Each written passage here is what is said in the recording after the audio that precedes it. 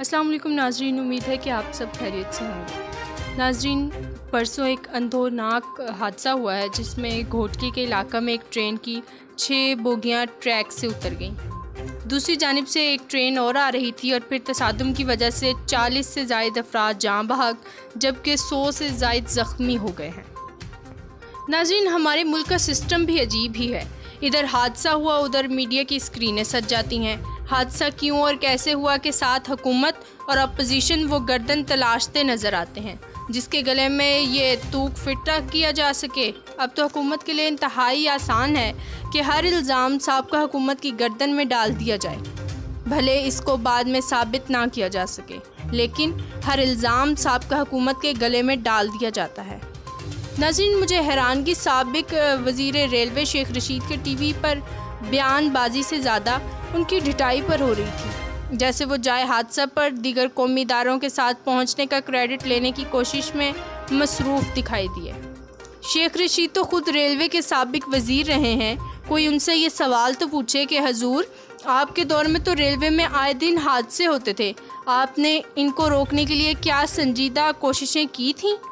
आपने इब्तदाई दिनों में ब्यूरोक्रेसी को कसना शुरू किया, कभी किसी ऑफिसर को उठाकर सिंध फेंकना और किसी को बलोचिस्तान फेंक देना, और जब किसी ऑफिसर ने जवाब देना तो उसको OSD बना देना।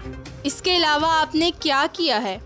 एक ऑफिसर ने आपको U2 शटअप कह के मुँह बंद करवाने की रस्म की दाग बेल डाली थी और आपने इंतकाम में आकर उसको OSD बनाया था। वो आजकल कराची में रेलवे की करोड़ों रुपए मालियत की मकबूजा ज़मीनें छुड़वाने में मसरूफ़ है। जी, मैं हनीफ गिल का ही जिक्र कर रही हूँ। एक अफसर नहीं है जो कि आपकी अना और अताब का शिकार हुआ है, ऐसे कई एक हैं। अब आप बताइए कि आप क्या कर रहे हैं? कोई शेख रशीद से ये भी पूछ ले कि जनाब, आप 3 साल रेलवे के बिला शरागत गैर वज़ीर रहे हैं, आपने कागज़ों को यहाँ वहाँ करने के अलावा क्या किया है?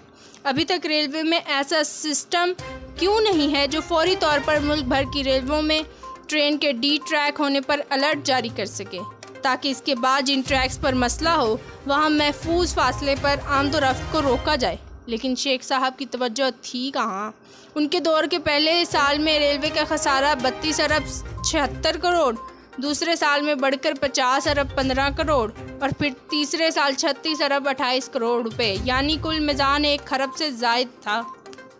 यानी ना सनम मिला और ना वसाले सनम, ना ही रेलवे का खसारा कम हुआ और ना ही सिस्टम ठीक हुआ। और इस आला कारकर्दगी पर वज़ीर आज़म ने शेख रशीद से एक वजारत लेकर उनको दूसरी अहम तरीन वजारत सौंप डाली। मतलब कमाल है। गुज़श्ता हुकूमत में अगर रेलवे का हादसा होता था तो कम अज़ कम वज़ीर रेलवे इस्तीफ़ा देता था, जबकि इस दौर में हुकूमत में अगर कोई रेलवे हादसा हो जाए तो साबिक़ हुकूमत के वज़रा ज़िम्मेदार होते हैं। ऐसा क्यों होता है? क्योंकि महज इल्ज़ाम ही तो लगाना है, इसको साबित थोड़ी करना है। अभी भी वफाकी वज़ीर फवाद चौधरी ने कमाल बेनियाजी की और इस हादसे को साद रफ़ीक की गर्दन में फ़िट कर दिया। मैं ये यकीन से कह सकती हूँ कि फवाद चौधरी इसको मुदल्लल साबित नहीं कर सकेंगे, लेकिन उन्होंने बयानबाजी करनी थी, वो कर दी है और शायद ही उनकी ये जॉब भी है। दूसरा काम जो हादसात की फौरी बात किया जाता है कि फ़ौरी तौर पर लवाहिकीन को मुआवजे का ऐलान कर दिया जाता है। क्या ऐलानात हुकूमत की ज़िम्मेदारी ख़त्म हो गई है? ऐसा हरगिज़ नहीं है। कभी कभी तो ऐसा लगता है कि शायद ये SOPs तय किए बैठे हैं कि जैसे ही हादसा हो जाए तो फौरी तौर पर अंदाज़ा लगाकर ज़र तलाफ़ी का ऐलान किया जाए और इसके बाद ज़िम्मेदारी साबिक़ा हुकूमतों पर डाल दी जाए। इनका काम ख़त्म, अल्लाह अल्लाह खैर सल्लाह। बाकी जंग इनके सोशल मीडिया वायरल लड़ पड़ें और या किसी और जानिब चल देंगे। नाज़रीन, आखिर पर बस इतना कि साबिक़ा हुकूमत के अदाद शुमार उठाकर देखे तो काम कम अज़ कम होता हुआ नज़र आता था। मामलात बेहतर हो रहे थे, हादसे कम हो चुके थे, गैर संजीदगी नहीं थी, सिस्टम भी अपग्रेड किया जा रहा था और सब एक टीम की तरह से काम कर रहे थे। फिर इस मुल्क पर तब्दीली मुसल्लत कर दी गई और अब अगर इस हुकूमत का दावा भी मान लें तो ठीक और तमाम फैक्ट्स उठाकर साइड पर फेंक दें तो भी 3 साल में कम अज़ कम 6336 वर्किंग घंटे बनते हैं।